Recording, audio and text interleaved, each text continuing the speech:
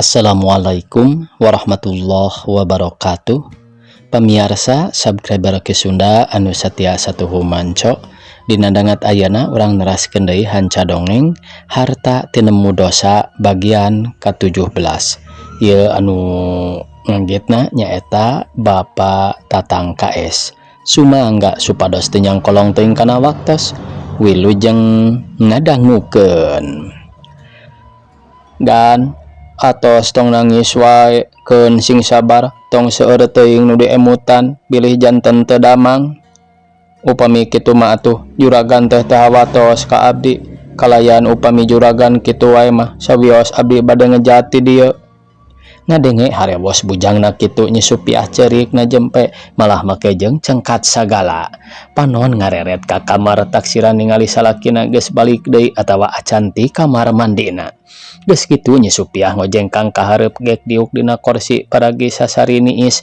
Bujangna ningali kana beungeut dununganna matak pikaronyaeunna kara.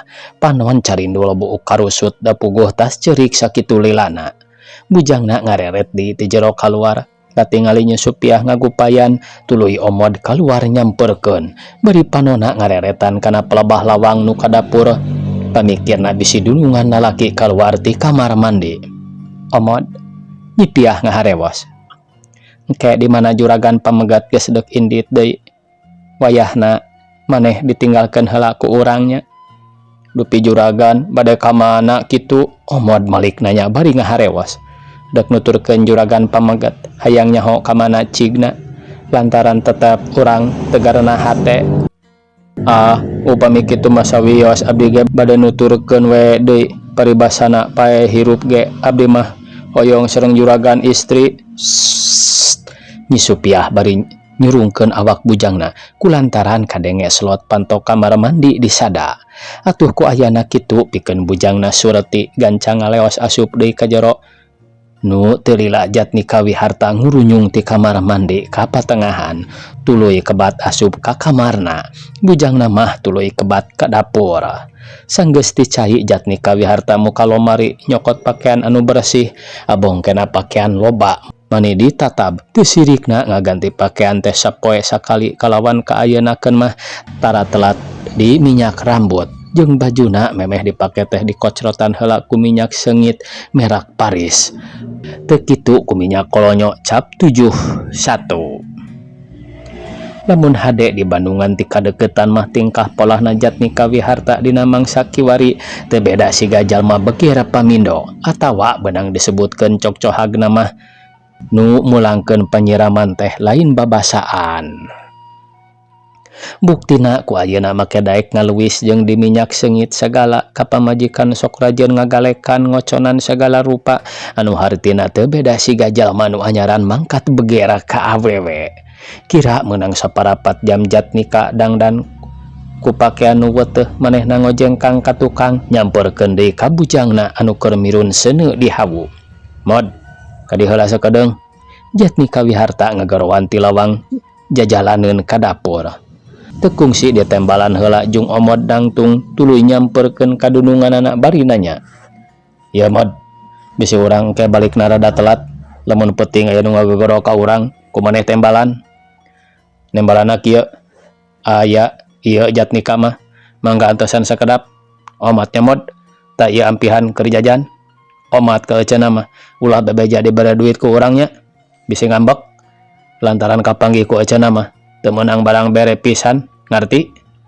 Omod dembalana sakadar ku unggek tandanya tujuan kana kahayangna nu jadi dunungan lalaki. Tapi mungguh batinna mah moal ngagugum. Sanggeus cacarita kitu kalawan Jatnika mere duit ka bujangna 100 perak tuluy ka jero deui. Serelek hordeng kamarna ditutupkeun geus kitu kaluar. Ari panyana manehna kaluar teh deuk tuluy kebat indit harita. Nah anak karawak teh mangku Nyi Supiah meuni sarigidig pisan dibawa ka jero.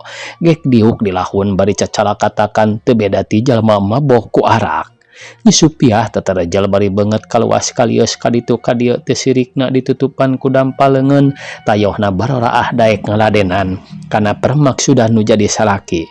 Nu puguh mah ijid wae nu aya malah sigana lamun kongang mah hayang nyakar-nyakar inya kana beungeutna teh.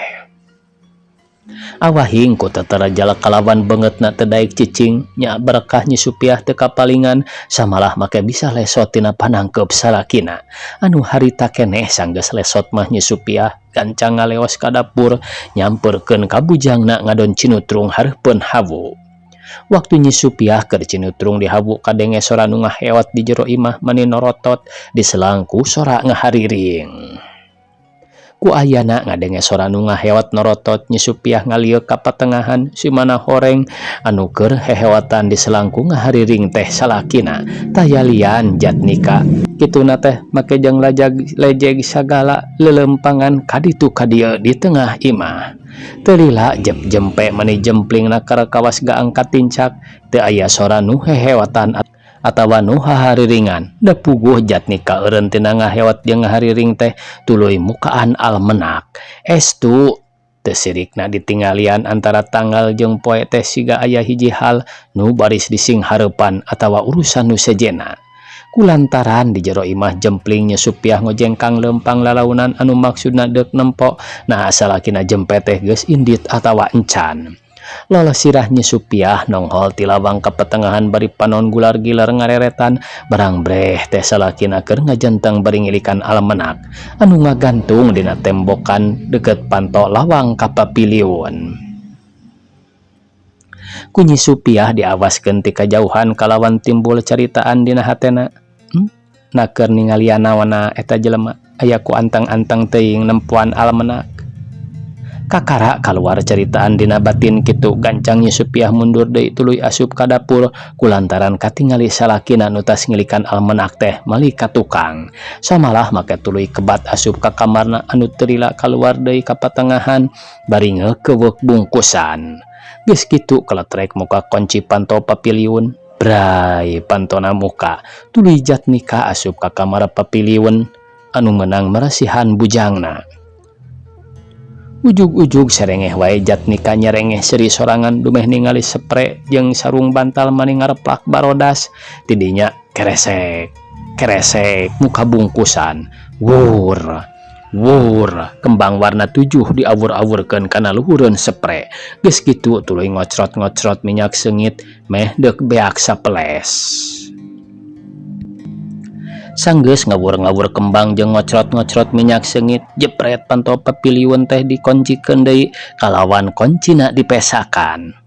Nyi akang deuk indit heula nya.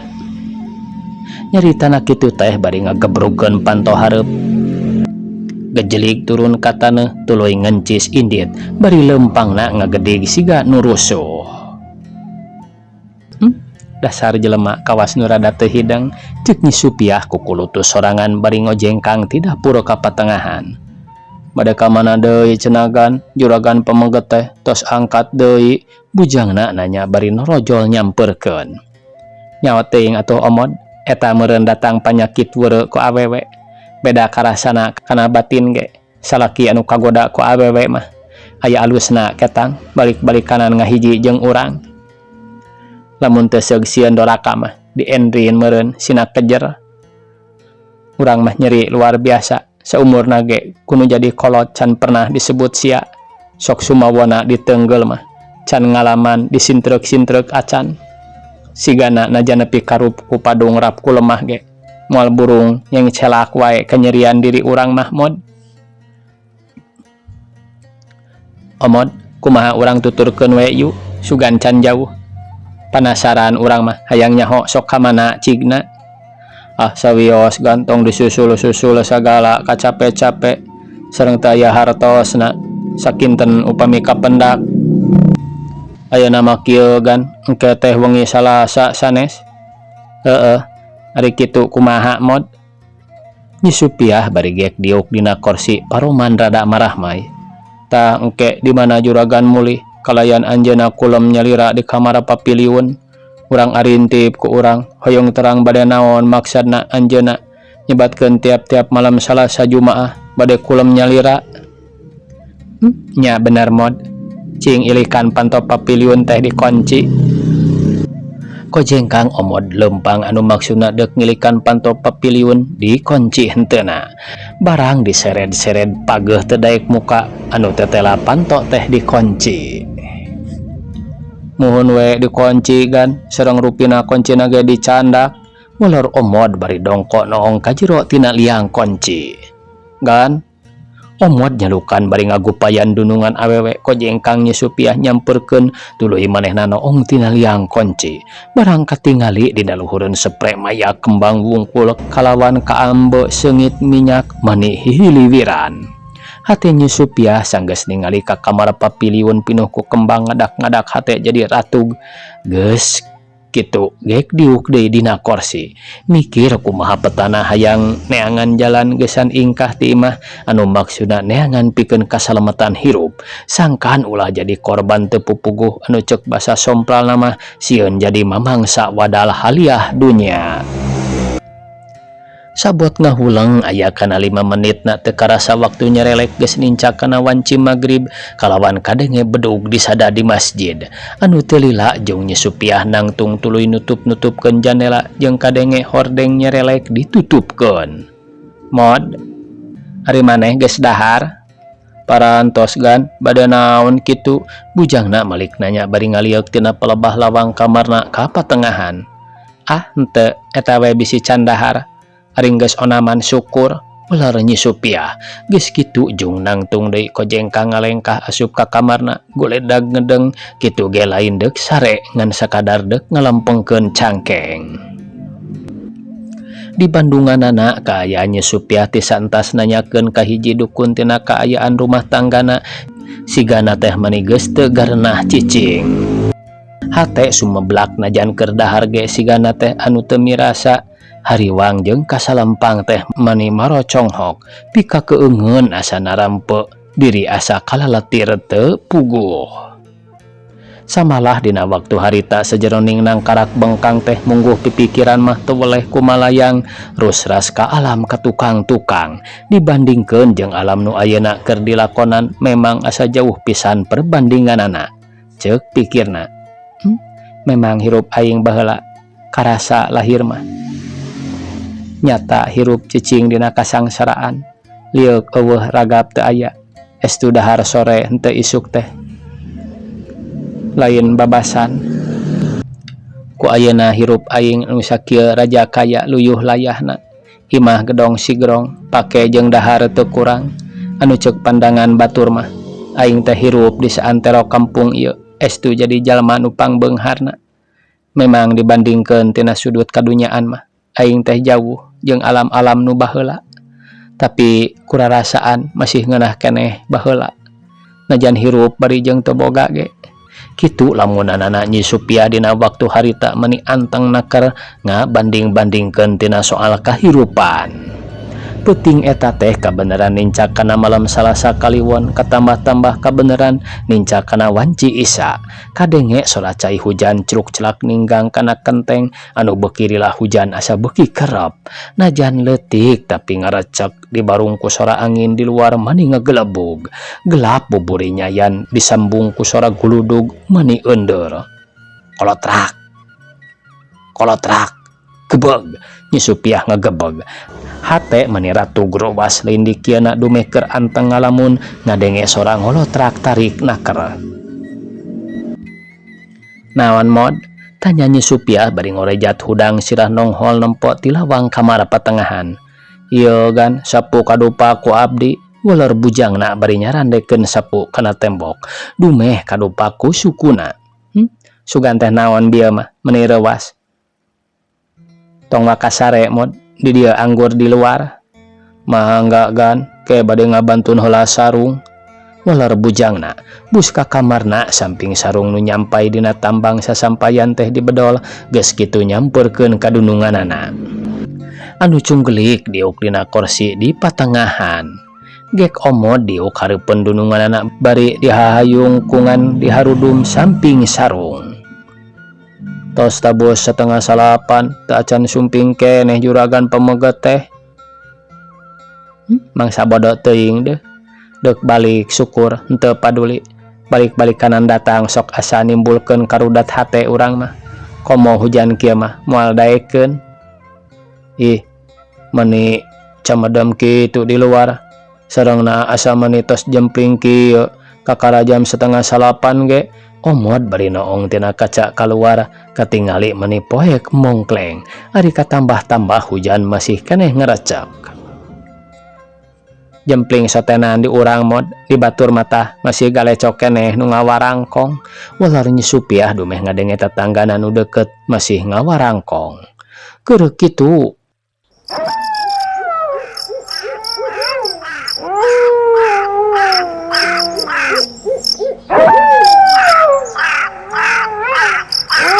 Kasabrang ka Palembang, bararaid, kaditu nying kasing jarauh. Uy, uy, uy, uy, tong sarareting uy, kadeta budak, nyering keneh. Keak, keak, keak. Bararaid, lain langlangun, anjeun di dieu mah. Uy, uy.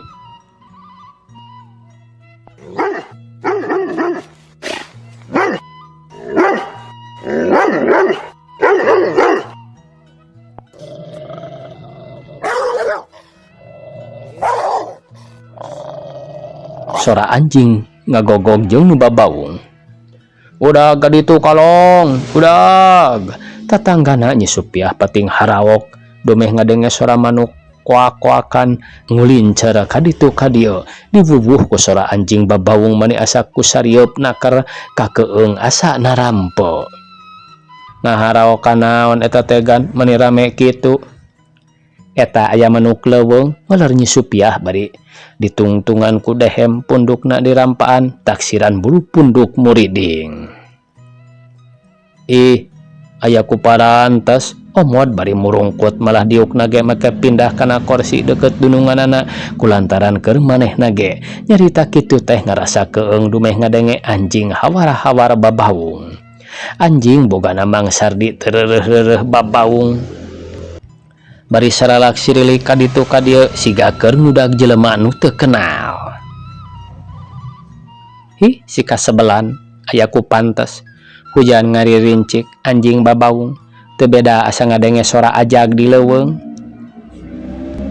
Sanggeus nyarita kitu nyusupiah kadenge aya suara nu ngeletrek kana slot panto anu teu lila panto diketrok-ketrok. Saha? Nyusupiah ngagorowok nanya kanu keketrok kana panto bari panon mencrong. Nya kitu deui bujangna mani molohok mata simeuteun awakna mani ngadeg-deg ngarasa reuas jeung sieun samalah biritna geus ngangkang tina kursi siga deuk luncat. Buka panto, lain saha-saha beri ngajedog sakieu batur kabulusan teh. Akang tateh, heueuh urang. Ko jengkang nyusupiah muka kunci panto berang brai panto muka katingali hiji lalaki papakeanana rancucut awakna ngadeg-deg gado mani norok-tok tayohna ngarasa tiris.